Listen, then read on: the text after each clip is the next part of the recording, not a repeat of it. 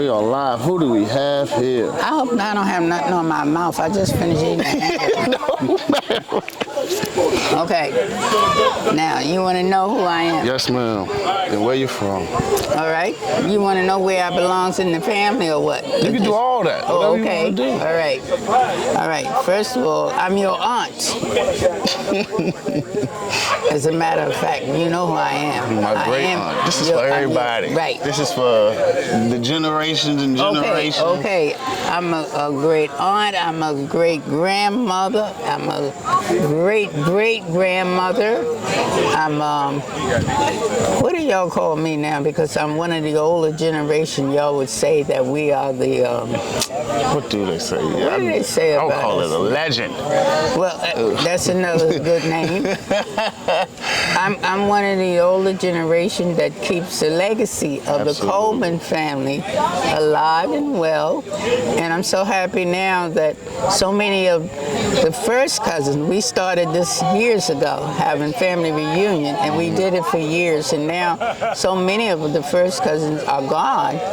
And I think it's just about 6 or 7 of us that's left. So we're encouraging the second cousins now. They have to pick up the mantle and carry it, because our family history is so great and it's so full of love, because we were all brought up, my mother and father and my mother's sisters. Well, we're going with the Coleman family because my great grandmother, her name was Angie Coleman. My great grandfather, his name was Charlie Coleman. Mm-hmm. So we are an offspring from the two of them. The second cousin, they're going to have to look into this history, because one of the first cousins that did all the research on our family found out that our great grandmother, Angie Coleman, she was a Jones, and her father, his name was Moat Jones, and the mother name was Sally Jones, but they were two different sets of Jones, because back then the black family got their names from whoever owned them. Exactly, yeah. And Moat Jones' mother was only 13 years old when she had him. Mm-hmm. And that's how he became Moat Jones. I don't know the history of Grandma Sally. That's as much as I know about my great-grandfather. These were the beginning of the Coleman family. Now, my great-grandmother, Angie Jones, she married Charlie Coleman. That's how the Coleman family came into being. Yeah. And she was high yellow and half Indian.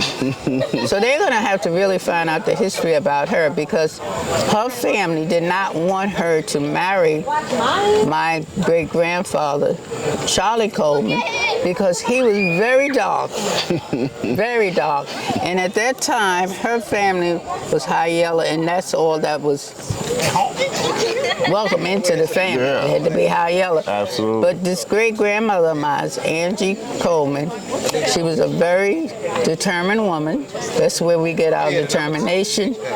We get our grit, and we get a lot from her, also our grandfather. But she was very, very stern in certain things. And she was determined that she was going to marry him, and she married Charlie Coleman, regardless of whether her family liked it, his color or not. Yeah.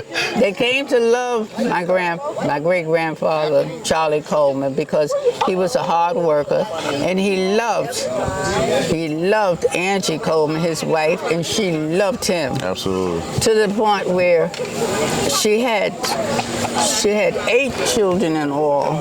This is where my mother and her 3 sisters and her 4 brothers, this was their beginning. Make sure that's in yellow too. With Angie and Charlie Coleman. Now, she died, on one thing I saw, she passed when she was 33, but on the other paper I saw with my great-grandmother, Angie, she died at the age of 37. She died giving birth to twins. Because back then, it was all midwife, and they didn't know enough about when a woman started hemorrhaging. She died giving birth because she hemorrhaged to death. And the girl died with her. But my Uncle Rome, he lived. His name was Roman. Yep. And her sister, I call her Aunt Nanny because she was Nanny. Her name was Nanny.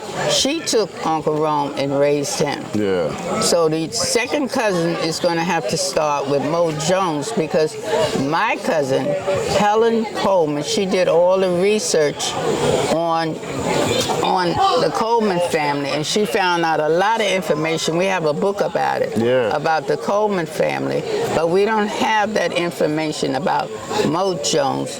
And the reason why I know who he is because his name is on my great-grandmother's funeral report because they wrote up an article about her when she died. Yeah. And about her sisters and brothers, about her father and mother. That's how I know about him. Absolutely. So y'all have to pick up the mountain from that.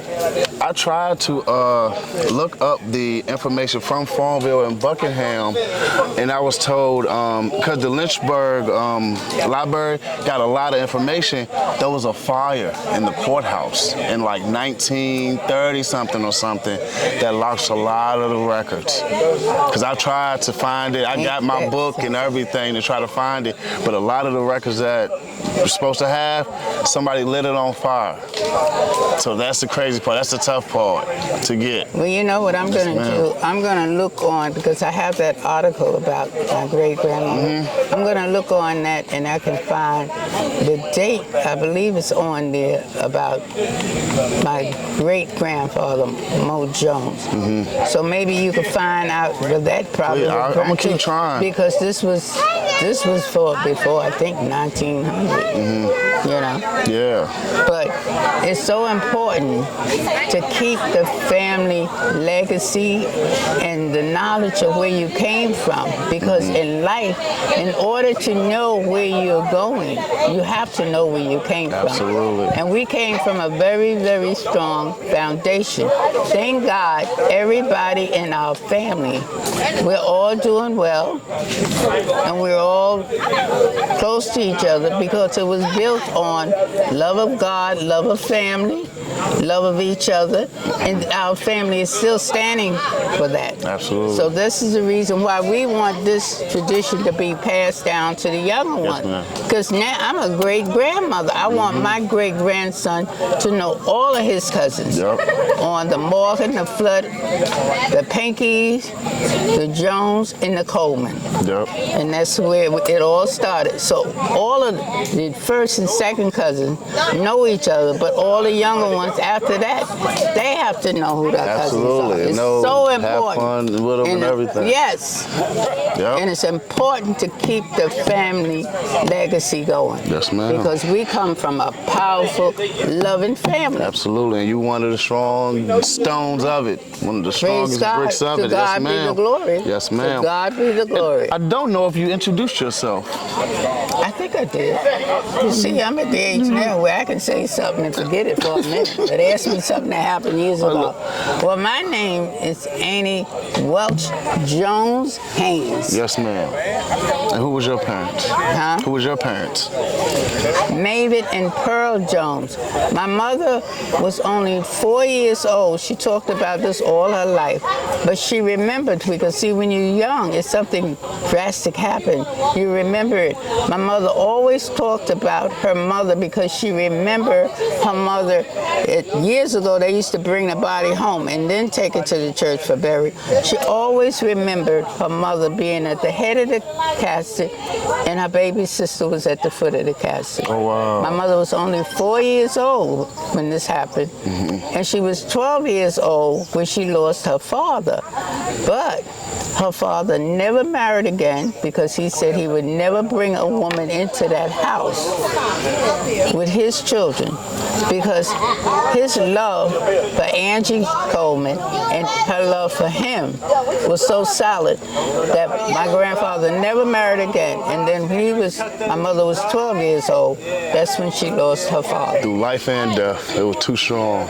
Very Break it strong. up. Very. And I'll tell you this much: we get the dancing and the big mouth and the fun and everything from Grandpa Charlie, because after he lost Grandma Angie, great Grandma Angie, he used to go, back then they called it the hold down or whatever, because people used to have different things at the house.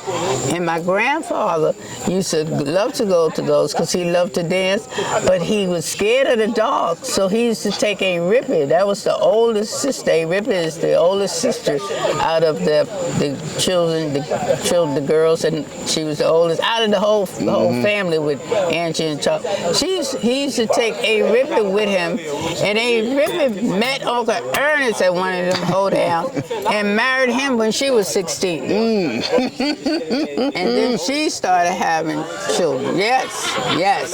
Oh man, okay. Yeah. Look, I didn't even go get to tell you pick a number. I just got some questions I know you're gonna have the best answers for. What, if you could give your younger self a piece of advice, what would it be? My piece of advice for the younger ones, and I tell all the younger ones in the family now, when you hear the older ones talking, stop and listen.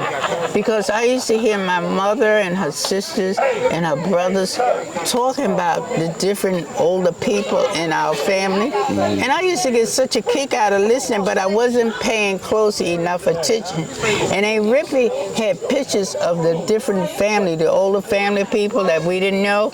She had it in her house, and she had it in her attic. And I used to see the picture, but didn't pay close enough attention to know who was my blood. But Aunt Nanny, I remember some of my grandma's, great-grandmother's sisters and brothers.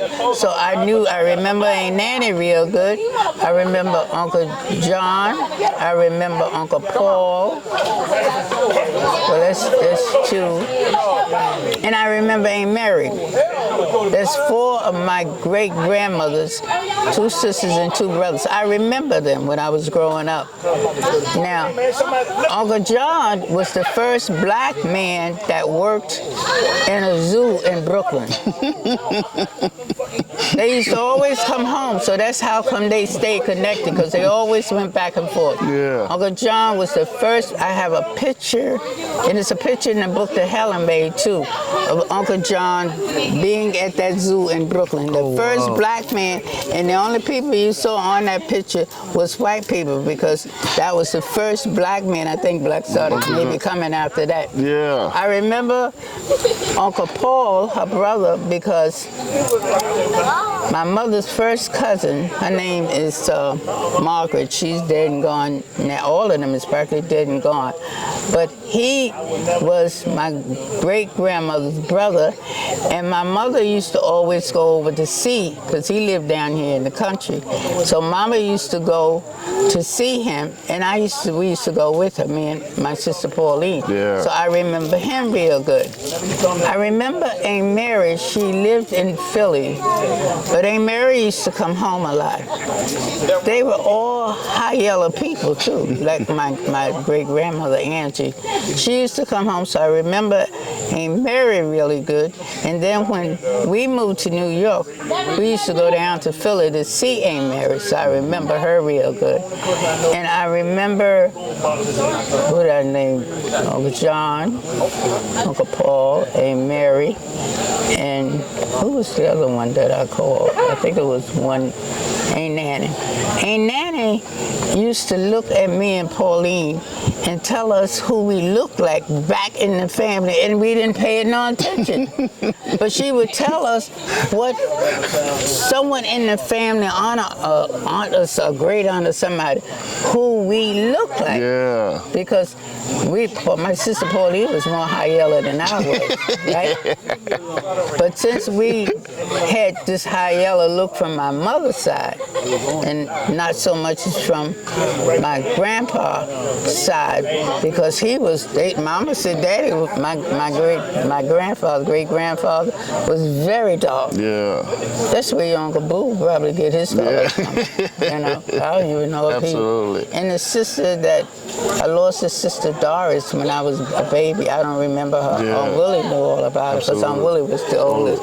And Aunt Willie said she was dark and pretty. Oh my gosh, I Yeah, can imagine. yeah, Yes, ma'am. yeah. How old were you when y'all moved to New York? I was 13 and a half. What do you remember about moving from the country to one of the biggest cities in America? I know all about that because I couldn't wait to get to New York because I always thought the streets were paved with gold, because when my cousins them used to come south, they had nice clothes and all that. Yeah. So I figured, New York is a rich place. Yeah. Couldn't wait to get there and didn't know I was already living in paradise because we had all the food that was on our table came off the farm. My father was a hard worker. Absolutely. He was a farmer. My mother was a hard worker. She worked in the garden. She cooked all day, and my mother would beat all day because Daddy set up the rules and Mama carried them out. Absolutely. Yep. And the rule was, I told my daddy after I got grown, I was so glad that he put the word out, nobody was to beat his children but Mama, right? Because back then, anybody in the neighborhood, but not us, because Daddy said nobody could beat his children but their mother. Yeah. I told Daddy I was so happy because Mama did a good job all by herself. Yeah. She didn't need nobody else beating on us. But how we ended up in New York was my daddy started working when he was 14, I believe, because he lost his mother, and he was like the middle child, right? And Aunt Ruth and a couple of the other ones, they were younger than Daddy. So Daddy started working in a sawmill when he was 14 to help take care of his, because back then you didn't get no help from nobody. Yeah. But this was to help take care of his sisters and brothers. And then when he was 19, maybe almost 20, him and Mama got married, and they started having children. Absolutely. So then my daddy was working harder because then he became a farmer, working on the farm, raising his family. And thank God, before I was born, my mother said this white woman came to the house to give her instruction on birth control. So Daddy came in the house and wanted to know who she was, and Mama told him that she was there telling him about birth control, not to have so many children. And my father threw her out and told her that he took care of every one of his children. He would have as many as he Absolutely. wanted. And I told Daddy after I got grown, I was so glad because I wasn't even born yet. Yeah, exactly. I You would have wouldn't never been saw here the life a day. He would have listened. But when I was about, I think,